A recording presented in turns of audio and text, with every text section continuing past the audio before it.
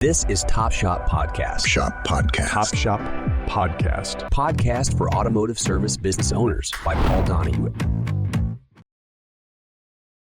Hey, auto repair shop owners. We are in St. Louis, Missouri at Hunter Engineering. We're in the Hunter Engineering Research and Development Building. So this is where the AMRA and MAP conference is being held, the spring conference. So as a guest today on Top Shop Podcast, we have Chris Chesney. He's the Vice President of Training and Organizational Development at Repairify. So quick little info about Chris. 50 years of experience in the automotive sector. Thought about retiring anytime soon? I did once. For 90 You did days.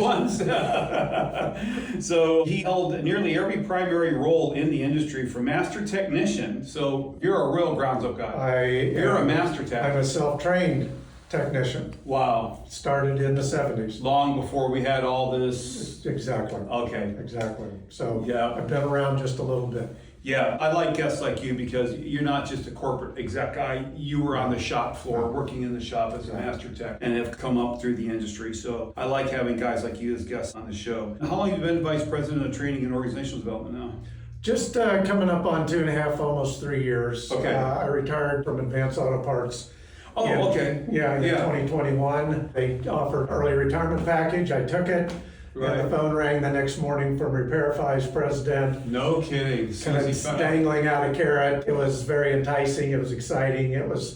I took 90 days off and went to work for them, and we've been having fun since. All right. What'd you do for the 90 days? I've built a retaining wall. Okay. Doing that. So just chilled out. Stuff around the house, just right? stuff around the house. Okay. All right. So tell me about Repairify. What does your company do? So Repairfy is essentially a holding company for a bunch of different brands the group has acquired over the last several years. What are some of those brands? The core brand is Aztec. Aztec. And Aztec does remote services. So we have patented technology that you plug into the data link connector underneath the dash of a vehicle, like a scan tool. Sure. And that patent technology allows us to connect remotely to a factory scan tool. We have over 1,200 factory scan tools in data centers across the globe, where our remote technicians, who many work from home, many work in an office globally, they can connect to that vehicle from thousands of miles away. Wow. And run the diagnostic scans,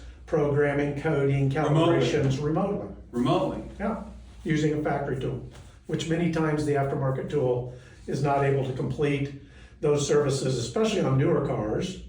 And so our primary business is with collision.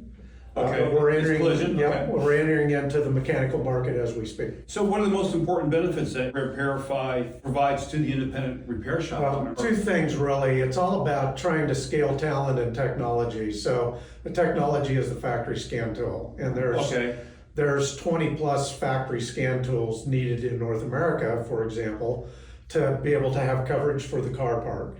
And most independent shops, especially body shops, are going to invest in all of those scan tools. No, it's too much. Plus the cost to keep them up to speed and up to date. Yep. It's and to understand how to run each one of them, because they're unique user interface on every one of them. And then the talent to run that tool or run that technology is hard. I don't know if you've heard, we've got a bit of a technician shortage. Yeah, someone's mentioned that. It's really a skill shortage. We have bodies, but we don't have Skills. Technicians with the skills that need to be in place to work on the modern vehicles and the safety systems that are on board. So we tend to scale that talent and technology in a way that allows the shop to reach out when they need us, at the point in time they need us, and we provide that service on the spot. Okay. What investments is Repairify making in terms of technology and training programs to help the repair shop stay current? It's a great question. Our patents allow us to do these remote connections, but it gives us the opportunity to connect to tens and hundreds of thousands of vehicles every year. And those connections result in data that we capture from each one of those service opportunities that we archive, and through generative AI, which is pretty significant level of our AI, we develop what we call Aztec Insights, which is AI, Right. to provide direction to the technician when we scan the vehicle and it returns trouble codes. We have seen that year, make, model, trim combination hundreds, if not thousands of times. And we can reply or respond with a report that says, in this case, these are the things you need to pay attention to. So, and it's in context, real time, with the data that's fresh in our system. So it's not just regurgitating a canned message to the technician in a report. It's giving them up to speed insights based on that VIN, based on that combination of trouble codes, so the technician has direction. So let me see if I get this right, because I'm unfamiliar with your company. So I got a scan tool for my car. So I got one, I bought it, so I can plug it in, all right, and it'll give me the codes, right? Okay. And I look up the codes. But with your technology, this is like a master scan tool thing, right? Because now a technician can plug into a vehicle and he can see the codes, but he's plugged into Repairify, who's seen those codes before on this make model, and is going to automatically give a generative AI to them. So it's like the repair shop has got a Library of Congress. Similar to that. So It's like a master storehouse. Right. Yeah. So a couple things within that is that the factory scan tool is the gold standard for every vehicle, for the vehicle it was designed to work on. The aftermarket tool may or may not return the same report that the factory scan tool will, because many aftermarket scan tools don't communicate with all the modules on board the vehicle where the factory tool will. So what we provide is the gold standard report or a recommendation that the local tool, our local device, doing a local aftermarket type scan will return that same report, because we've researched that tens of thousands of times on thousands and thousands of vehicles in salvage yards, Copart yards, where we put technicians that are testing cars every day and comparing them to aftermarket scan tools, including our own, to ensure that I know on that VIN that the scan tool I'm holding in my hands, I don't need to push the button to connect to a factory tool. I know I can do the scan with this tool and it'll result in the same exact result. And then we couple the insights on top of that, and that ends up saving them money because they don't have to pay us to do the OEM scan. Okay, awesome. So competition. Do you guys have a lot of competition in your marketplace? Or are you pretty much? There's three competitors in the marketplace, but nobody does the OEM factory tool. They leverage J2534. That's what I wanted to ask. How is your company different from the competitors? Yeah, we are totally committed to delivering the factory scan tool to the car side vehicle or car side tech. So that means we may be using similar technology with our competitors on some vehicles, that namely being the J2534 standard. But J2534 doesn't cover everything 100% on every OEM. So we still have the factory scan tool that they sell to the dealers and to the aftermarket. And we leverage that technology, and we have the patents to cover that technology, so we're the only ones that can deliver that type of service to the customer. Awesome, awesome. Motorist Assurance Program, MAP. How important is that, MAP, to your...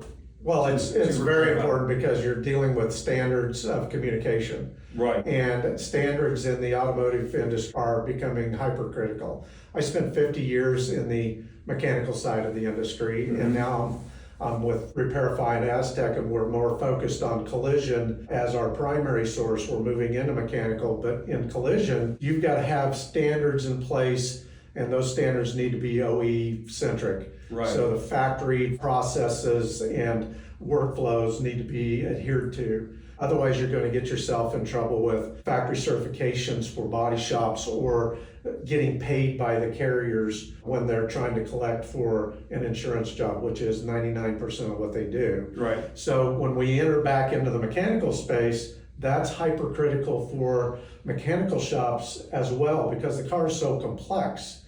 And they can't just try things on an ADAS system, a safety system today. They need to follow OE process and procedures, and communicating that to the consumer is even more important now than it ever has been. And MAP obviously has that standard in place for especially MSOs, but even the individual independent shops as well. So that's why we're here.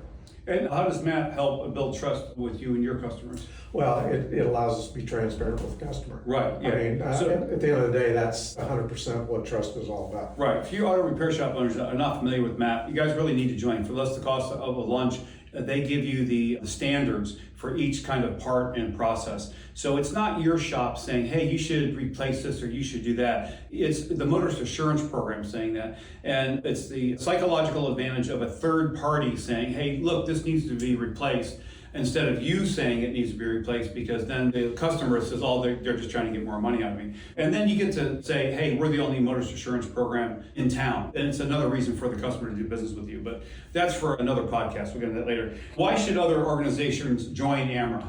Well, for the same reason we're here, is to install those standards in your organization, and to help your customers have visibility of what AMRA MAP is. Right. So that they can be very transparent to their customers. I mean, this morning we saw a presentation by J.D. Power on those types of influencing factors that drive a customer to the aftermarket shop.